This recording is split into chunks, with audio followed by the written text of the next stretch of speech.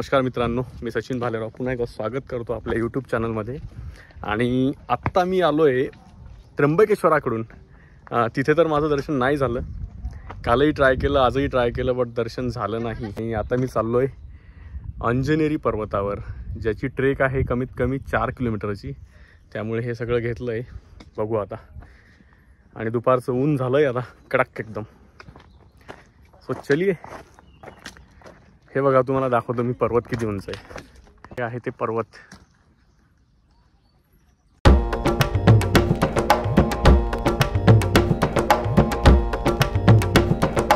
तर या इथे आल्यानंतर हे दिसणार आहे दृश्य. आणि दुपारची वेळ आणि एवढा जास्त थकवा आलाय कारण ऊन पण तपत आहे. त्यामुळे एक्झर्शन होण्याचे जास्तीत जास्त चान्सेस आहेत. इथे एक हनुमानाचं चित्र आहे आणि हनुमान जन्मस्थान इकडे आहे.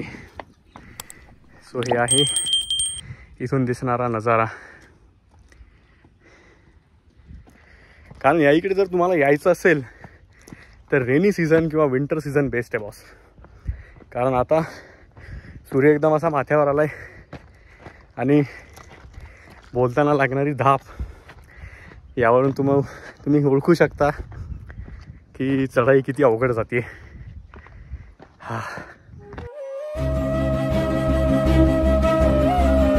आल्यानंतर दिसणारा हे नजारा आहे मित्रांनो.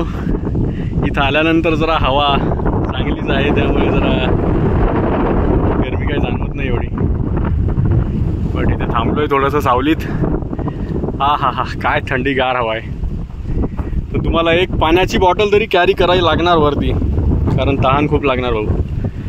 त्या तिथे वरती 500 मीटरवरती इथनं आहे हनुमानाचं मंदिर, अंजनी मातेचं मंदिर.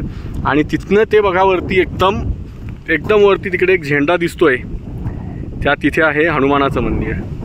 तर त्या तिथे आपल्याला जायचं आहे. बजरंगबलीच्या जन्मस्थानाबद्दल थोडंसं कन्फ्युजन आहे. कोणी म्हणतं अंजनाद्रीला झालं आहे, कोणी म्हणतं अंजनेरीला झालं आहे.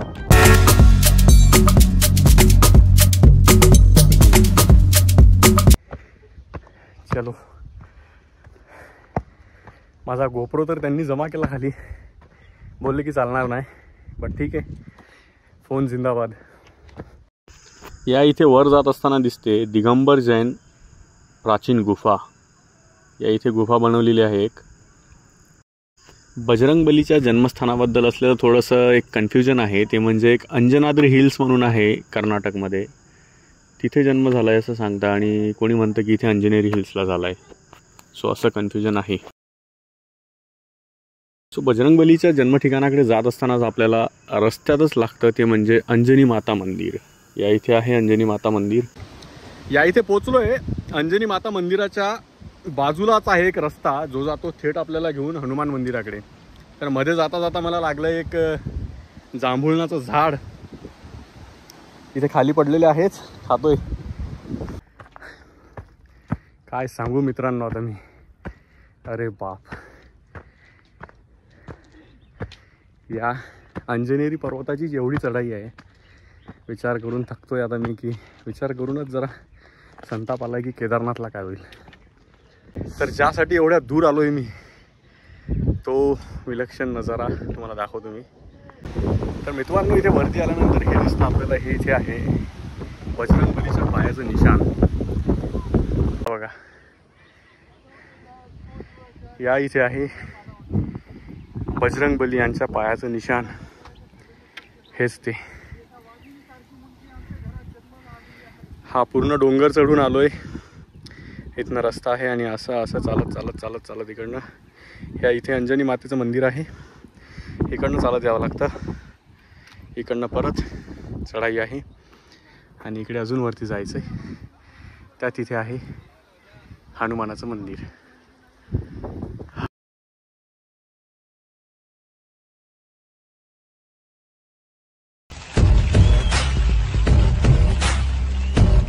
सह्याद्रीची सैर करणं पुन्हा ऐरा करायचं काम नाही.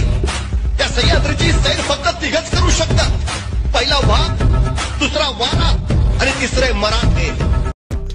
तर या व्ह्यूचं जर तुम्हाला दर्शन घ्यायचं असेल तर नाशिकपासून 20 किलोमीटरवरती यावं लागेल. नाशिक त्र्यंबकेश्वर रोडला असलेलं हे आहे अंजनेरी हिल्स. बजरंगबलीचं जन्मठिकाण म्हणून सुद्धा या अंजनेरी पर्वताला ओळखलं जातं. सेरोपेजिया अंजनेरिका या नावाची एक दुर्मिळ वनस्पती आहे जी की अख्ख्या जगाच्या पाठीवर फक्त आणि फक्त या अंजनेरी हिल्सवरच सापडते. बाकी कुठेच मिळणार नाही तुम्हाला. वरती आल्यावर झालेला हा हाल. आणि या इथे बघा तुम्ही माझ्या मागे उंचच उंच एवढ्या उंचावर आलो आहे.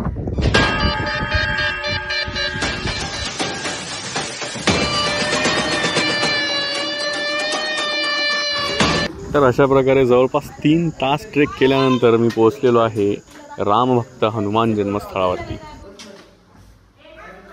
या इथे आल्यानंतर दर्शन करायला मिळालं मला. जय श्रीराम.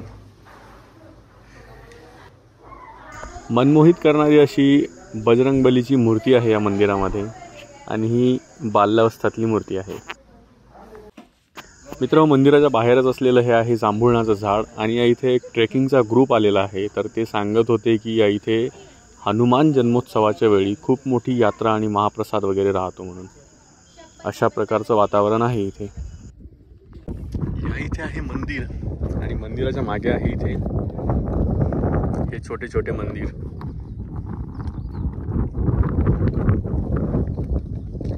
आणि या इकडे मंदिरावर यायचं असेल तर 3 वाजता हे येण्यासाठीचं ठिकाण बंद होतं. काल मी येऊन वापस गेलोय आणि आज परत यायचं काम पडलं मला इकडे. तर हा ही इकडचा नजारा. तर आता अशा प्रकारे दर्शन करून मी निघालो रिटर्न. तर खाली बेसला जाईपर्यंत जवळपास 1 ते 1.5 तास लागणार. बोरोसिल वगैरे त्यांच्या बॉटल कॅरी करा सो दॅट तुम्हाला इथे रिफिल करता येतील त्या. म्हणजे काय इकडे की प्लास्टिकच्या बॉटल खूप झाल्या आहेत आणि लोक घेतात आणि फेकून देतात. असा सीन आहे. मित्रांनो, जेव्हा जेव्हा भूक लागेल ना एक पार्लेजी कॅरी करा सोबत. इकडून जाता येताना भूक लागणारच आहे त्यामुळे सोबत कॅरी करा. आणि त्याचं जे पाकिट राहील किंवा वेफर राहतील जे काही असतं निर्माल्य ते सोबत खिशात घेऊन जा. खाली कचरा कुंडी आहे तिथे टाकून द्या. ओके.